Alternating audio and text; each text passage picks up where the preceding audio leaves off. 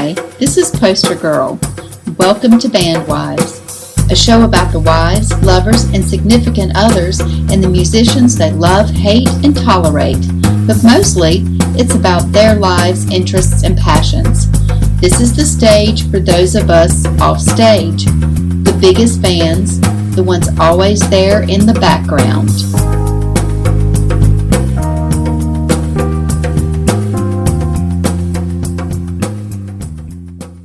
Today, welcome Miss Anna Pasco Lineberger.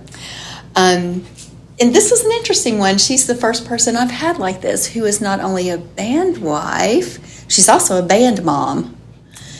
So she's married to Jason Lineberger, who plays multiple instruments, I think. Yes. And then she is mom to Galaxy Lineberger. Mm-hmm. I know you guys will recognize them from the Dancing Fleas and the new, what's the name? Y'ALL'RE. Okay. Y'ALL'RE. All right. Yes. Like y'all are all invited to come to the next show. Perfect. So, but welcome today. Thank you. Thanks for being here. I appreciate it. So why don't you just take just a second and tell us a little bit about you, your background, and who Anna is, in, a few short sentences. Okay.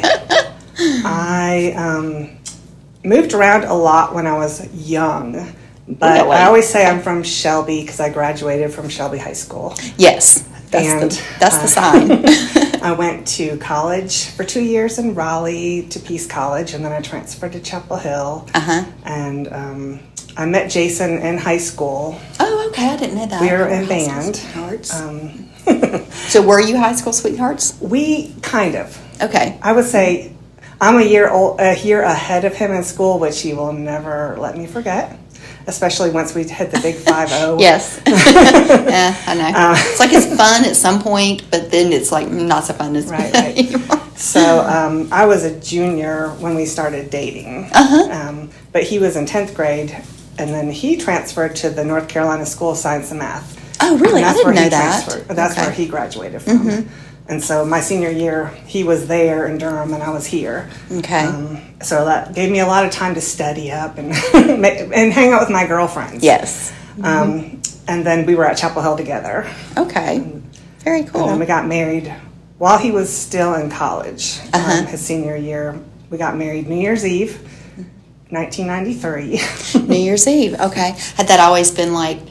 No. Like in your mind, okay, I'm going to get on a... Okay. We were just trying to think of like when could we get married and all of our friends would still be around to celebrate with us before everyone graduates from college and goes all over the world. They're separate ways. So we thought we'd still do it while he was in school and would do it over Christmas break. Yeah.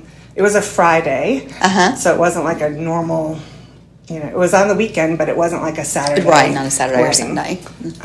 So that worked out really well. And did you have a big wedding, or did you have? Okay. I had 7 bridesmaids. And, oh wow! Awesome.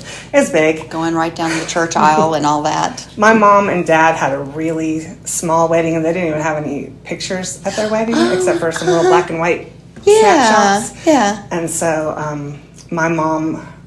She lost her mother when she was 14 and was pretty much raised by my dad's parents. Okay.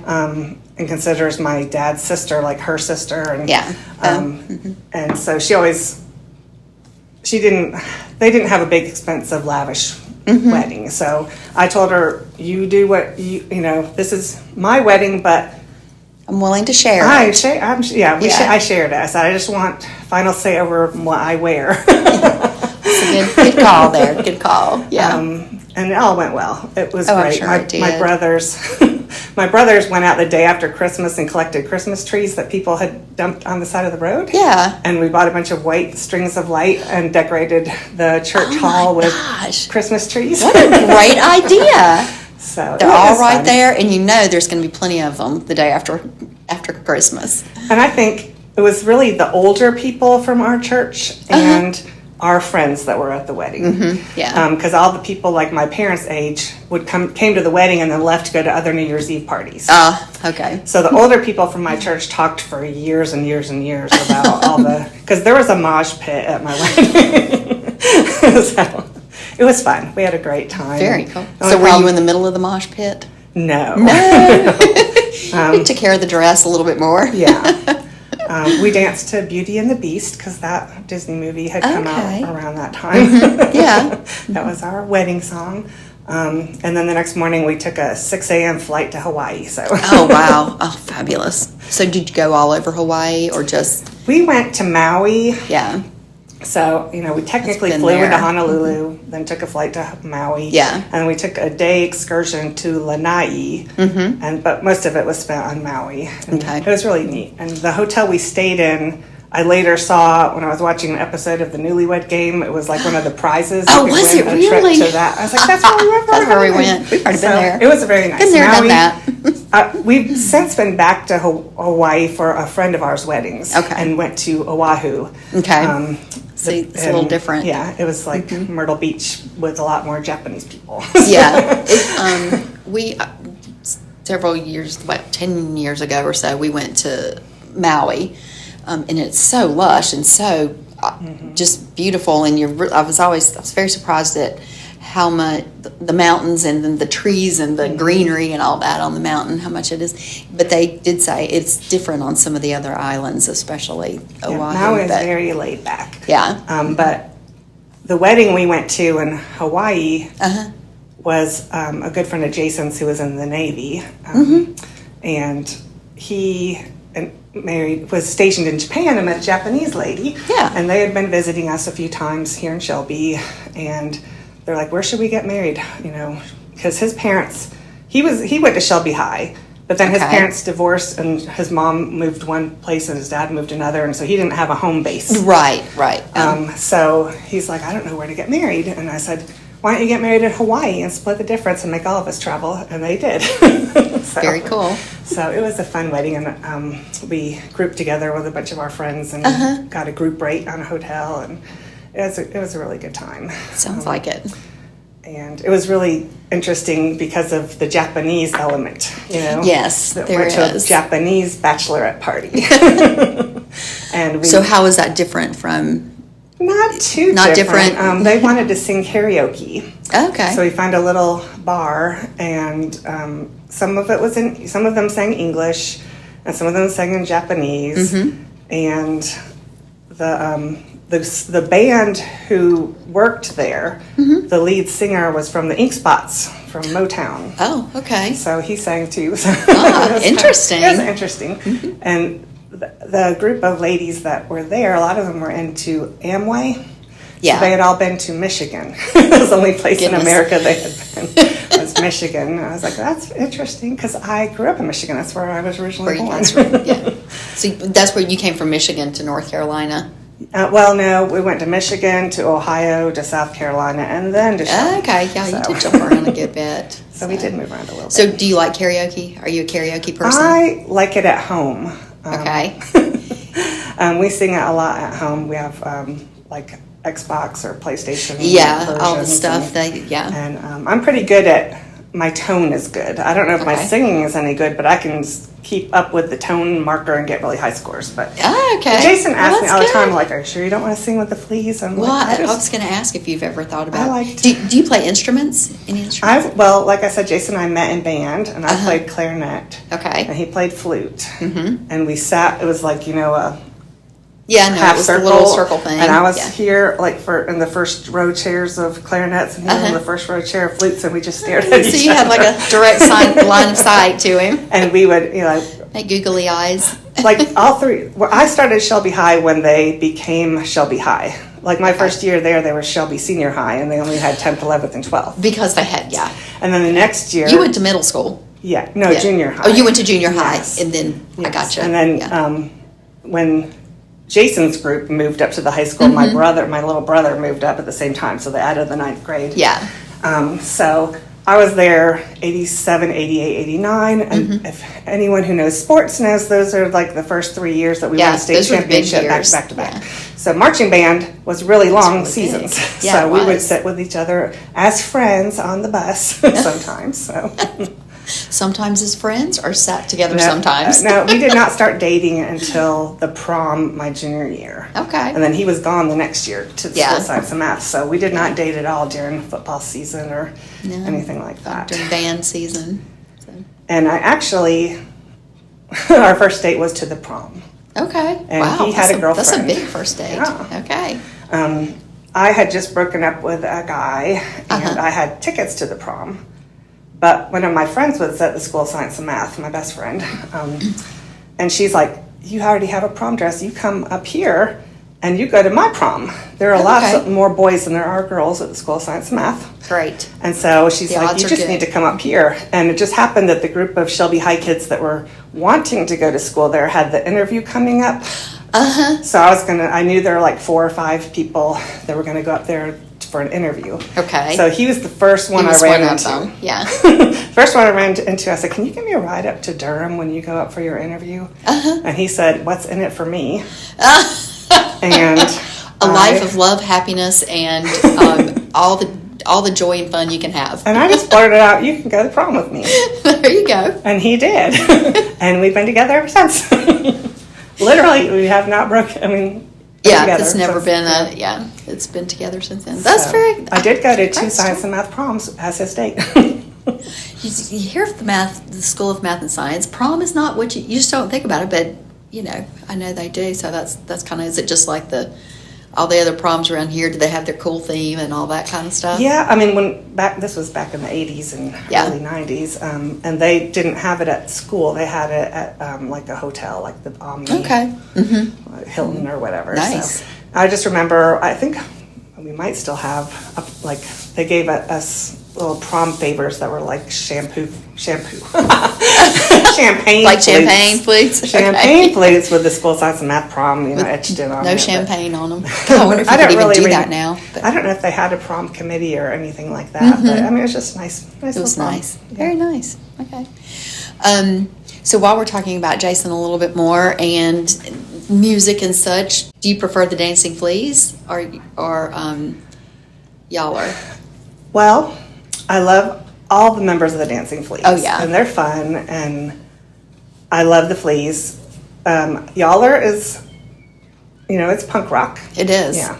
So it's a little different. It's fun to see Galaxy really do her thing. Yeah. And it's fun to see Jason play guitar, like a guitar instead of a little ukulele. Yeah. And be like rock star stuff. And I've gone to some of their practices, and I really like their practices. Okay. I like the practices more than the performance in some ways. Because they're looser, or I just see the way that they mesh. Okay, you get to kind of watch their creative. Because that particular juices go. group, there's like 5 of them, and they just are all so in sync. It just goes right into oh my gosh, they just wrote a song on the fly. Super cool. And it does happen like that for musicians and songwriters and things. It's like, sometimes sometimes they do have to work at it and flesh it out and take some time. But then other times when everybody's firing on all cylinders and that creative flow is just going, it is kind of amazing how fast. I don't know how any of them do that kind of stuff. I couldn't imagine sitting down and thinking, oh, well, what am I going to say next in this line here? Because I would never know. Right. I would just be sitting there all day. But it's just the chemistry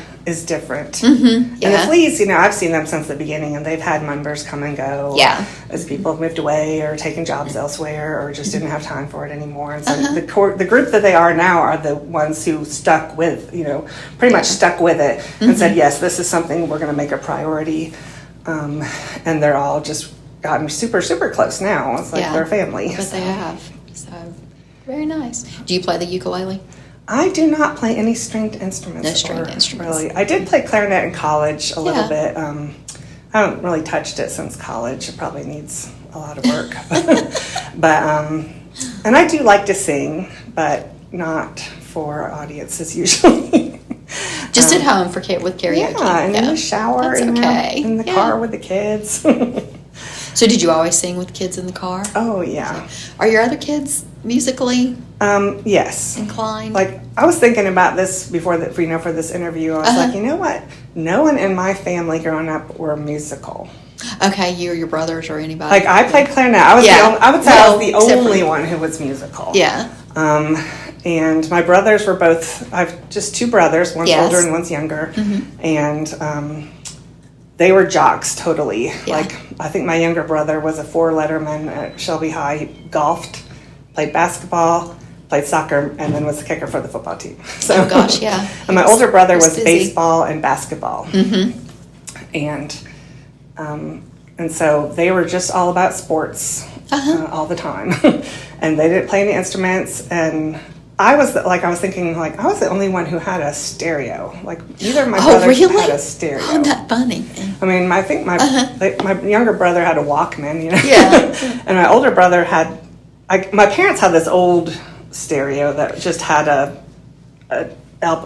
record player. The turntable thing. Yeah. And I remember my brother had a few, like he had Iron Maiden and Michael Jackson. He had like 4 records, that he listened to. And they didn't understand me, and I said, I got my stereo, and it had the double tape decks, so I could dub stuff, make copies, make those recordings, and a turntable. And I was like, I need music for Christmas, and they just went to, back then, the mall had a record store. The sound and I think they shop. bought me a Pat Benatar, Madonna, and Billy Joel tapes. There you go. All right. So you had more tapes than records. Yeah. Yeah. So. But I did have some records. I had Wham, the one that had the hot side and the cool side. Oh, okay. It's like, golly, I'd forgotten about that. Yeah. And I had the Corey Hart, I Wear My Sunglasses. Oh, yeah. Everybody did. And Sting. I was very into Sting. My best friend and I really liked Sting, and we used to call the radio station and have them play King of Pain and the Police songs. That's all the so time. funny. It's like kids today have no idea what that's like. Right. They're like, okay, I want to hear this song. Let's call in. And you sit there for a while and wait for them to play that song that you wanted. Well, that's how Jason got to be a DJ in college. As he kept calling in and winning tickets to go to shows at the Cat's Cradle in Chapel Hill. Wow. And finally they're like, you keep winning all the tickets. Why don't you just work here and get to go as a DJ? He said, well, just twist my arm.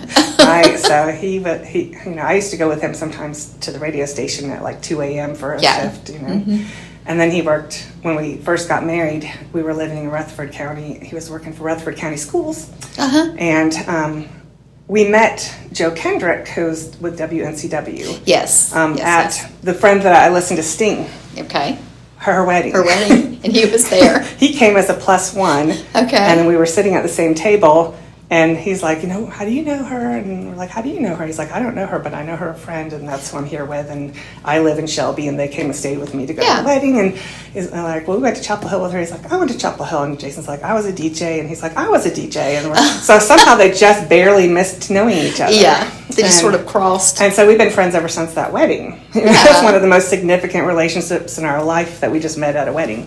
That's the way that is. Sometimes you just never know how people come into your life, and they were just meant to be. Right. And so Joe, we've known him forever. And he was doing he got Jason to do the Arc Overnight show, which is their more, NCW does a lot of bluegrass and stuff like that. And so, but Arc Overnight is more of the rock or new wave, or at that time maybe kind of music.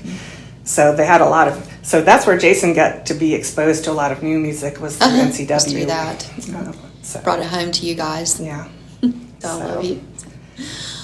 So we talked about music a lot, and music was always something, like even when we were separated at school, and he was in Durham, or I was in Chapel Hill, or I was in Raleigh and he was in Chapel Hill, or right. He would send one of those 3 triangles. Make me a mixtape. I'd make him a mixtape.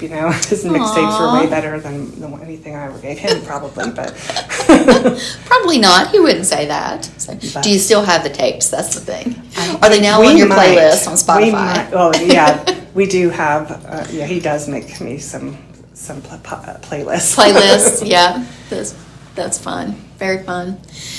So we've talked about music here a little bit, but I also know you also like numbers, I guess. I do. I didn't know I did, because I was on the college track in college, so high school, so they make you take like algebra trig and algebra 2 and then calculus, and I hated all of that stuff. But I still took it, and I still passed it, and all of that. But my mother-in-law is an accountant. Okay. And when I started having babies, she had me I wanted to stay home with them. Yes. And my husband is a teacher. Yes. So Jason got his master's degree when I was pregnant with our middle child. And he actually graduated like the weekend before I gave birth. Oh, wow. Just in time. Yes. And then he started working immediately for Gardner-Webb as an adjunct professor in their gold program, which he would have to drive sometimes like to, I don't know. Yeah, you Wilkins, never, it's, North, yeah, they're all over, aren't they? Charlotte. I see billboards all the time. You know, he would drive like an hour or two away to teach his classes, and I was home with little babies. But that was his side gig, just so I could stay home, because he could make a lot more money doing that than I could working part-time someplace. Yeah. So my mother-in-law, she hired me to help her during tax season. Okay. And this was before the internet. Yeah, before the computers and the... So we had a computer, and but she would give me discs, and I had like the Peachtree on my computer. Oh, yeah. So she would give me, you know, the shoe boxes with the receipts and stuff that clients would bring, and I'd take it home, and when the kids were napping, I would go in and do it, and then give her the disc and the shoe box back. And then when my kids started preschool, and she had a business next door to an attorney's office.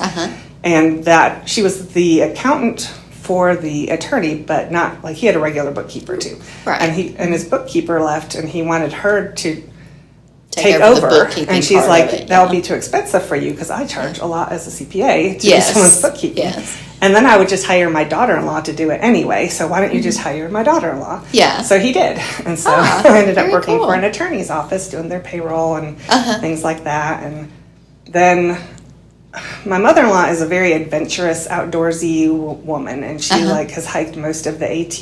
Oh, wow. And she's a member of the South Mountain Women Outdoors group, and they've gone to like the Finger Lakes canoeing and hiking, and like they've taken an Alaska trip and went kayaking in Alaska, and she's very adventurous. So she was on a trip somewhere. I don't even remember where she was. And my husband's like, I've been working at the preschool where my kids went. I started out as like a substitute teacher, and then I all of a sudden had a job there. Yeah. And it was just like from 9 to 1, Monday through Thursday. Yeah. And he's like, if you're really willing to work, why don't you get a job that makes money? So I took a job that made some money part-time, and my mother-in-law came back, and she's like, if I had known you were going to do that, I would have hired you to work more for me. So I stayed at that job. It was at a school as a teacher's assistant, and so I stayed with them through EOGs, and then once EOGs were over, I quit and went to work for her. Yes. And then she decided to retire, and I learned a lot from her. At that point, sure. At that point, she was doing business valuations. Okay. And it was mainly for equitable distribution during divorces and things like that. So that wasn't fun. Oh my God, no. Sounds very complicated and tedious. And a lot of times we were hired by both attorneys. Yeah. Because they had already spent too much money on the other parts Oh, yeah, of the they needed divorce. to share that. They share that expense. And so in that case, it wasn't so bad, because you just get, you know, this spouse knows that spouse spent a lot of money out of the business account on other stuff. You know, one of them wants to make the business worth a lot because they want half of it. Oh, yeah. And the other spouse wants it to look like it's not worth much because they don't want to pay that much. Yeah. So you just kind of have to find the balance and learn how to work with people and be very in difficult situations. And I know some of those people were not local at all, and some of them were kind of bigwigs. Yeah. And you know, so you just have to learn to keep your mouth shut. Discretion. Yes, had to be very discreet, and I got to go to court and see her do her thing. As she was a forensic accountant, and we even had a few criminal cases that we worked on. And that was fun. We worked on one that is not so secret because it's, you know, part of public. It's, the Rowan County Sheriff's Department was missing some money, and so I had to look through all of this. And it was the money that was missing was from the sales of pistol. Like there was a lot of money missing, but the only thing at that point that they tracked, because they were still using paper ledgers. Oh my God! And not a computer system. Yeah. Was the pistol permits. Okay. So people would come in and that was the paper trail. Yeah, that was the paper trail. So I had to see everybody that bought a pistol permit in Rowan County. Pages and pages of ledger. Yeah. So that was fun, because what we discovered was no one ever locked the safe. They would take all the checks and cash and for that ledger page and wrap it up in that ledger, kind of bundle it up, stick it in the safe, and then someone would get it and make out a deposit slip and take it to the bank. Well, someone was taking the whole bundle.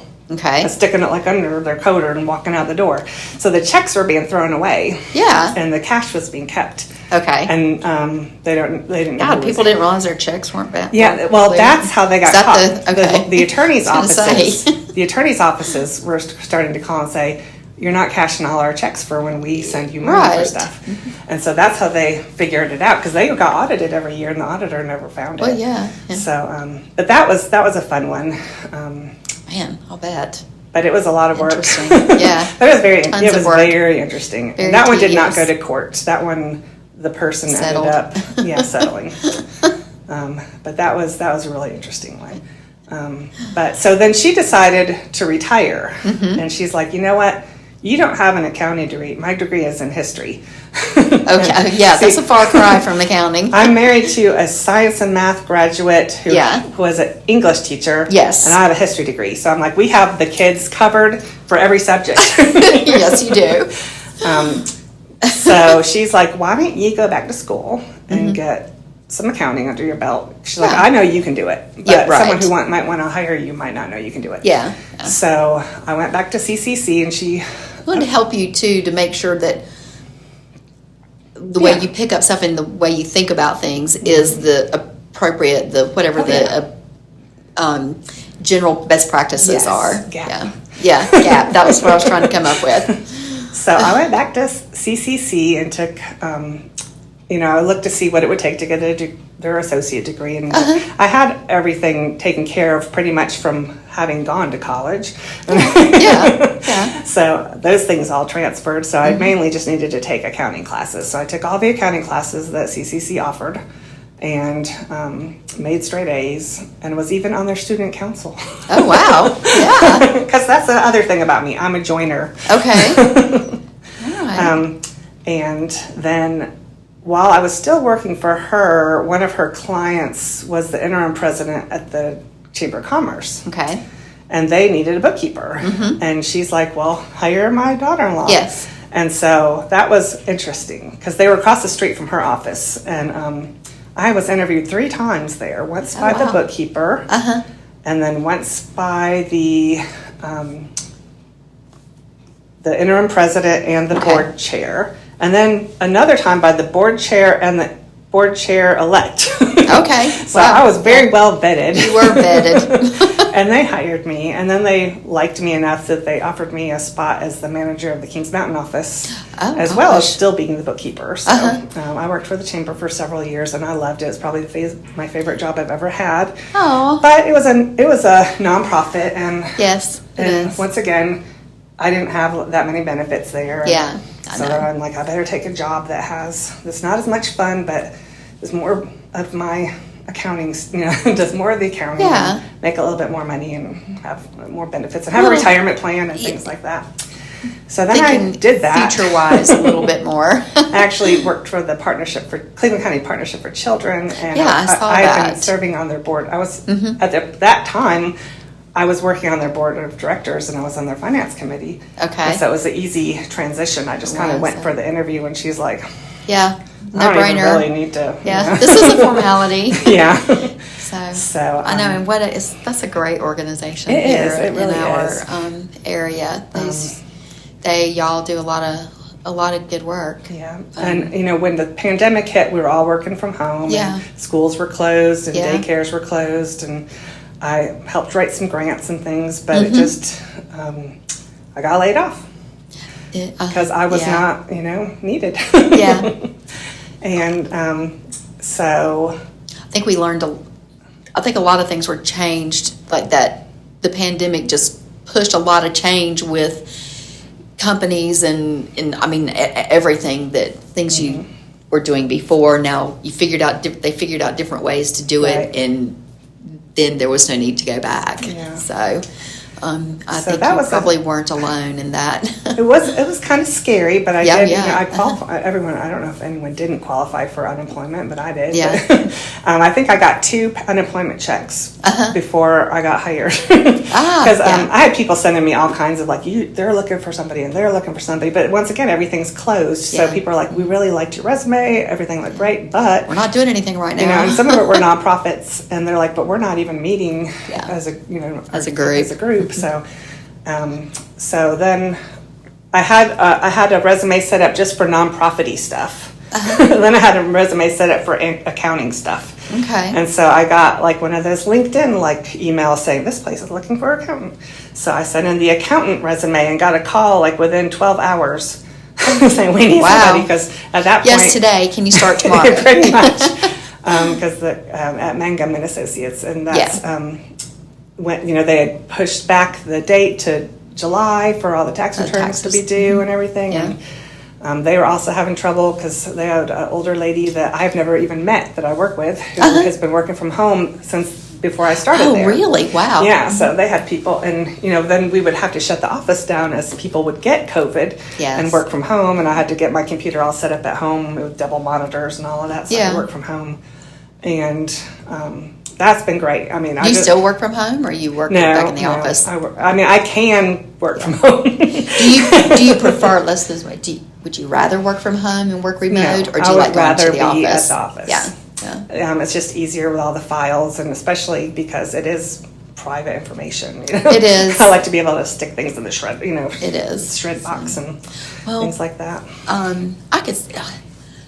don't know if sometimes I think, oh yeah, I'd like to work from home, but I'm not really sure. I mean, I think it would take huge amounts of discipline to work from home, because nobody's there to tell you to watch you or anything like that, even though, you might not necessarily need somebody to do that with you when you go to work. But it seems very, I'm not sure it would be. It would be hard for me, I think. Even when I was working at home, distracted. when I was working at home for the partnership, I had a little Surface that they gave me to take home. Yeah. And I was using my cell phone to call people. And I was working with the local emergency manager and to try to get a grant. Or he said that someone had donated a bunch of stuff when there was a hurricane that went through, like cleaning supplies and things like that. And so he was getting the approval from the person who donated it to donate it to us so that we could give it to the child care providers. Gotcha. And so, the day I got laid off, my boss didn't even know I was doing that. I was like, I know you want me to pack up my stuff and go, but because I just had here's gone this. But I said, you're going to need this information because I'm about to give you. And then it was the next day, the next week, it was in the newspaper, and my name's not mentioned anywhere. But sorry about the that. people got what they needed. Yeah. But I was on the phone every day with every child care center in Cleveland County. Golly. Wow, that's a lot too. Yeah. Only a few of them were open, but a lot of them were trying to get to where they could be open. Yeah. So I was calling them and working with the North Carolina Partnership for Children to coordinate things and see where people were finding things. One person said, high school, the companies that provide high schools lab materials. Okay. Like how to clean their labs and stuff for the high schools. So I was finding that all would be these little a vendor niche source. sources that could provide cleaning Think about that, products. And I got a grant for the distillery that was, stopped making alcohol to make hand sanitizer. And we got that. They did get that grant after I left. After you left. Thanks to your good work. I know. I was like, they didn't know what I was doing. And that was another part of it, is you don't know what everyone's doing when they're working from home. And that's a fairly big organization. I think we had 18 employees at that time. And some of them were working with the parents. Because we had our early Head Start, which is 0 to 3-year-olds, and then the NC Pre-K, which is the 4-year-olds. And so, those people were just trying to find what to do with these kids, and the parents, if they had to work, and getting all those kids in our programs someplace where they could go so the parents could work. Yeah. So that. I know. I say all the time. Often I have said,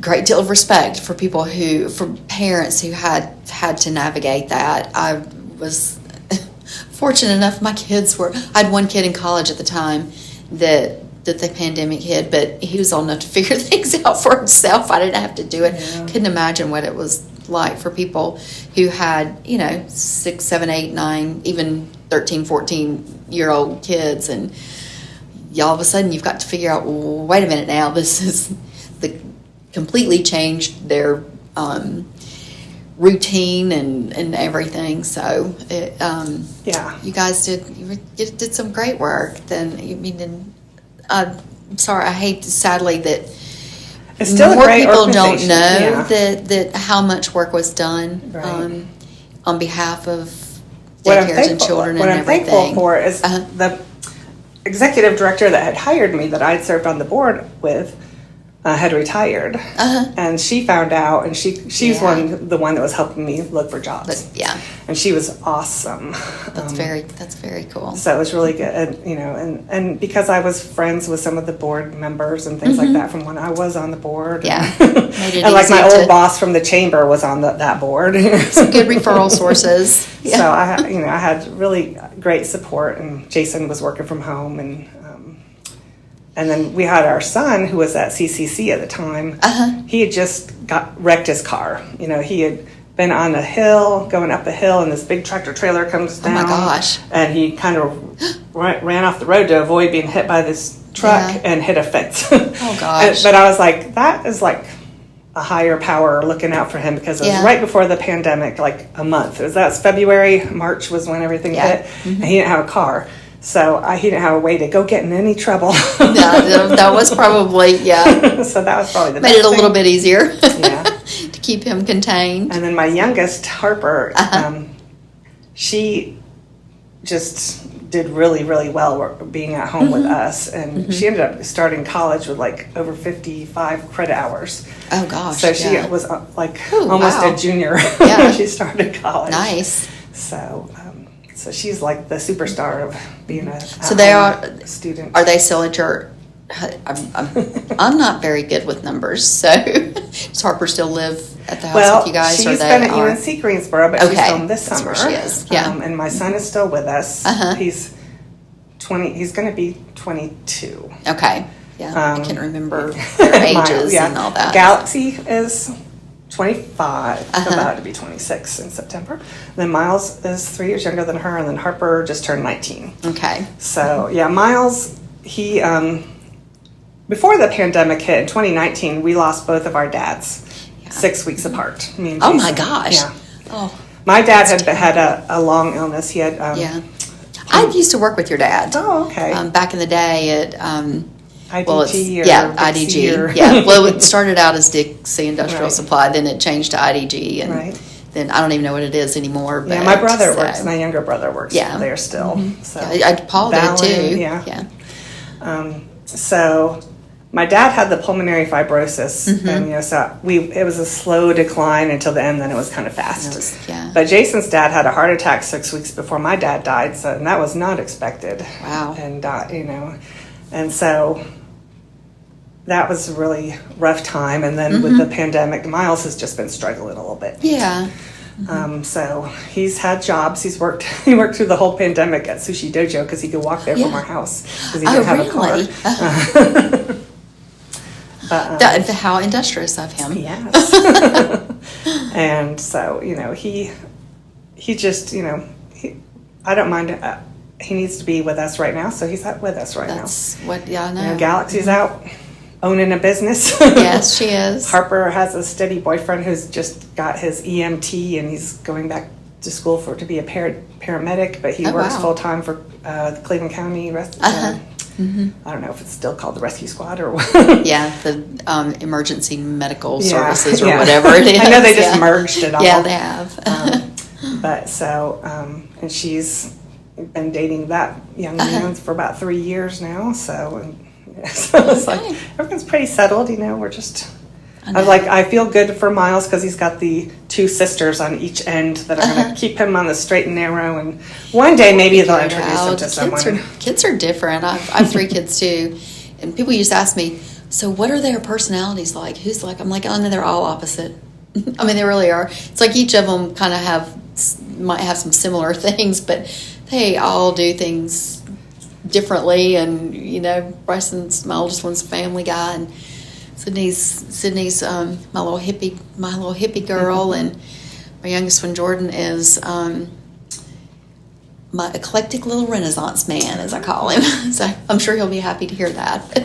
Well, Miles was diagnosed, I think in second grade, because I was like, what is going on with this kid with ADHD and a learning disability, and then a couple years later with autism spectrum, Asperger's is what they called it. Yeah. So he just wasn't picking up on social cues, because I was like, what is going on with him? Right. Like, he would make his sister cry and then be like, what did you do to make her cry? Yeah. Like, you did it. You don't know. And so it just was a different way of learning to speak to people. So it was like, you did this, and so that is why she's mad. We have to tell him exactly what he did and why we reacted the way we did. And now they told us that his IQ was really high, so he'd pick it up really fast once he learned. But it was just a different way of learning to communicate those with connections and I guess just putting it out into the information in the format that he needed, so his brain could say, okay, yeah, I got it. Like when he was maybe in fourth grade, his math teacher, I had to have a conference with her because she said he humiliated her because he made fun of her southern accent. And what had happened is she had said 20, and he's like, it's not 20. It's 20. Yeah. And I said, oh my gosh. I said, would you believe that my husband was a nanny in college for a British was he really? Oh, God. And the British doctor's mother came to visit, and my husband said something about 20. 20, and she's like, it's not 20. It's 20. So I said, Miles grew up hearing this story. So all he was really doing is repeating a story. He was not making fun of you or even really correcting your speech. Yeah. That's funny. So those are the kind of But things. we do say 20. Right.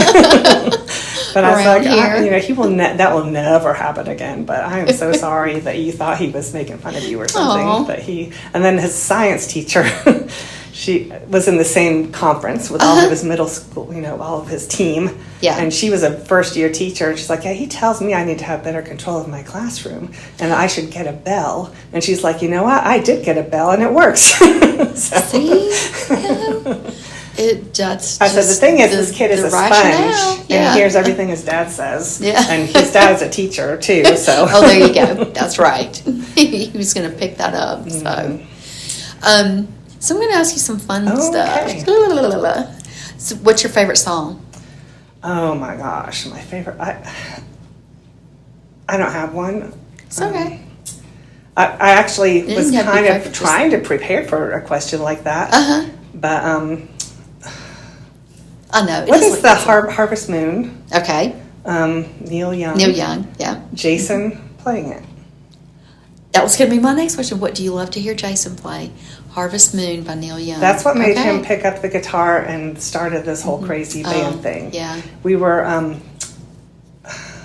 because we moved around a lot, my parents would, occasionally we'd have people come through town or through North Carolina that were on their way to someplace else that we knew from when we lived up north.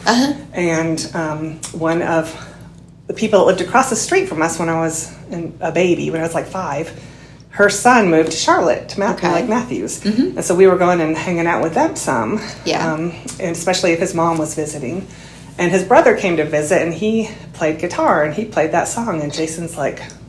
That's it. Spoke to me. Yeah. Chris loves Neil Young, too. So, he learned how to play guitar, so he could learn how to play that song. Neil Young. And I just really wish he would play it with the Fleas. It would be a good song. But he could also play it punk, too. Yeah. Neil Young is, not Harvest Moon, but Neil Young is, we went to see him in concert when it was right after Chris and I got married, and it was not one of my favorite concerts. I like Neil Young. I understand he's very talented and a gifted writer and musician and everything. It's not necessarily some of my favorite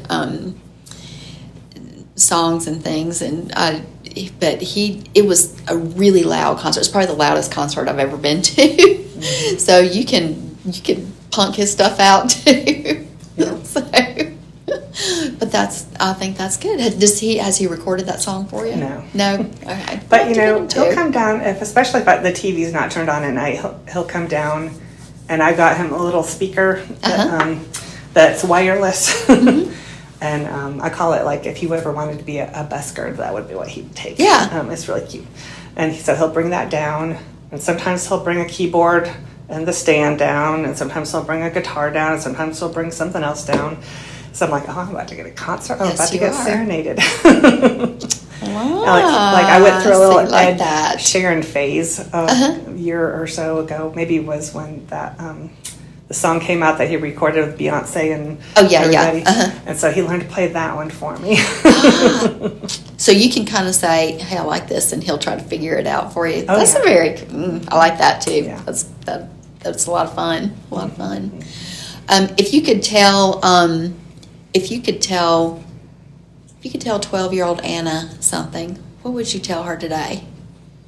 What would I tell 12-year-old Anna? Or 8-year-old Anna, or 14-year-old Anna? Don't smoke. That was great advice. Yeah. Smoke anything, or when everything? When I went to college, I went to Peace College, which is an all women's school. Yeah. And everyone was just smoking like crazy. And but then I got diagnosed with asthma. And, oh my gosh! Quit cold turkey. But then I, for so much for freshman 15 is like freshman 30 or freshman 50. So you're getting the freshman 15 plus quit smoking. Yes. But yeah, I think a lot of my health issues would have been better if I had not ever smoked a cigarette. Yeah, it does complicate things oftentimes. So what do you have a pet project or a pet cause or anything that you like to make sure everybody knows about? I am a joiner. You said that a minute ago. Yeah, a little bit ago. Yeah. I forgot to ask you about it. My kids were in preschool, or at least, I don't know if it was Miles and Harper, because I had the 3, and I had them like 3 years apart and then 4 years apart. Yeah. So there's like this. So I was a stay-at-home mom for 12 years, working sometime for my mother-in-law, doing taxis and things like that. And when I was at the preschool before I worked there, which is I also joined that. I just people put me to work. I was asked to be like the secretary of their little preschool board. Okay. And it was like the preschool director, one of the teachers, one of the teacher assistants, and then like the minister from the Shelby Presbyterian Church, and then like someone that was on their board for the church. And so I think it was Bill Chambliss was the person from their church board that was on it. And so that was my first time like taking notes and like knowing how things ran, how things kind of worked together. And documentation. Yes. And so, then I had that under my belt. And then I ended up being on the PTO board when Galaxy started kindergarten. Yeah. I remember going in and meeting the principal, because I had her go to Graham Elementary, which was our neighborhood school. Yeah. And at the time, it was one of the poorer schools. Yeah. And so I asked the principal, I was like, what can I do? What does the PTO do? And she's like, the PTO basically are parents I just conscript and make them, and give them a title. Yes. But they don't really do a whole lot. Yeah. And she's like, we basically have one fundraiser, and it's Selling Sundrop, and it goes to pay for one of the printers. Okay. So that's all they did. And I was like, oh, that will never do. So a couple of the other moms and I got together and redid we went around and asked teachers what they wanted, how we could support them, and they didn't even know how to answer. Yeah. So really nobody's ever asked us. Yeah. And so we found a corporate sponsor for that printer. So now the Sundrop money could go to something else. Yeah. So I ended up being president for a year or so of that board. And then we moved across town, and Harper was at Marion, and I got on that board. I was just on the board. Yeah. And then I somehow became president of that PTO. And then when she moved up to the Shelby Intermediate School, Jefferson kind of had a chokehold on those leadership positions. But they're like, we need some new blood. So you were PTO president at Marion. Why don't you be on our board? Yeah. So somehow I got president of that school board, that PTO board.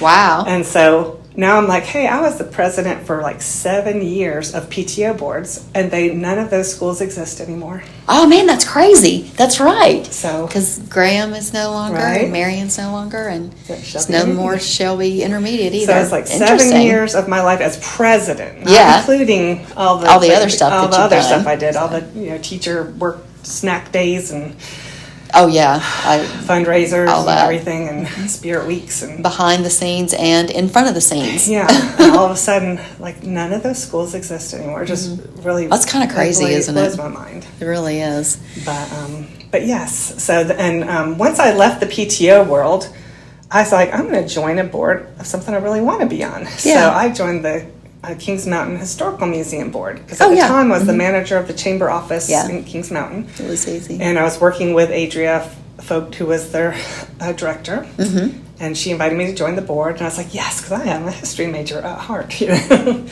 I served as president there for a couple of years, and now I'm treasurer. I'm kind of like perpetual treasurer until someone else wants to do it. So, and I've helped elect 3 different directors now. And saw them through the pandemic, and so that's kind of, I really love that little board. And you definitely have the heart and the mind and the spirit for serving in that capacity. It sounds like you seem to find yourself there. Very talented. Breaking news. Yeah, I was invited by, I don't know if it was Laura Wheeler or Lori Horsley, who are both in the Fleas. They both were on the board for Greater Shelby Community Theater. Yeah. And invited me to be on that board. And I said, I will do it. But I'm not a theater. I mean, my kids were theater. Yeah. Harper was more tech and acting, and Galaxy was definitely acting. Yeah. Yes. And even Miles did tech. And he acted in a play that Galaxy directed, and blew me away because I didn't know he could do that. So my kids all did summer, the children's theater, Kathy Bergen, workshop. And all that. So I mean, I supported them for all their theater stuff, and that's where Galaxy really started singing and performing. Okay. And she got to be a student director, and Harper got to be a student director her senior year too. And so I said, I will do it just to support, and I will sell tickets, and stuff like that. But I'm not acting, and I'm not directing, and I'm not stage. No stage hands, no, And so I was on that board, and then the pandemic hit, and that board has not really done very much. No. And they've had trouble just keeping people who had time to be on the board. Yeah. And we have decided to merge with the Foothill Players. Oh, okay. And that was something that from the very first meeting that I went to that had been talked about way before the pandemic. And so we finally just, this week, got that going. So they're going to be making that announcement soon. Awesome. So, yay. So I'd because I was on the board and Sharon Miller knew me, she kept calling me, what's going on? Because they gave a room for them to store stuff. And I'm like, I'm not even an officer, really. I think I was made secretary at some point before the pandemic. But I'm not president, I'm not vice president, nothing like that. But I feel like I had to do something because my name was out there as being associated with it. So I'm I helped facilitate that is what I will say. You did. And I think I'm going to be on the merged board. Okay. At least for a year, just to help transition that. Very good. So we have just a couple more minutes here, and I'm going to ask you one more question. Okay. What's your guilty pleasure? Oh my gosh. This week it's playing Skyrim. Okay. On Xbox. All right. This week. What was it last week? What was it last week? Probably watching some Bigfoot documentary. Okay, so we like the Bigfoot and the Yeti and Navi. That's what I was trying to say. I think I get that as a way to think about my dad, because he did pass away, and he loved all that stuff. My earliest memories are going to see Star Wars and all the Planet of the Apes movies and Star Trek. He was a big Trekkie, and he loved all of that Bigfoot kind of crazy stuff. And so I just kind of do that in his memory. Oh, very nice. When you're sitting here thinking about your dad. So he was a good guy. Well, Miss Anna, thank you so much for spending your time with me. You have poured yourself out to us today, and I love it. It is such a joy to talk to you and get to know a little bit more about you and your life and all the little things that you have had your fingers in here in our community, and we appreciate that. And give you the love and the support for what you've done. Thank you. Thank you. Yeah, if there's one thing I could just say is, you know, I would only like to make things better. Yeah. If it's helping people connect with each other, if it's helping people who have resources merge with the people who need the resources, you know, I love that kind of thing. And I even can like tell. we were talking about my bourbon.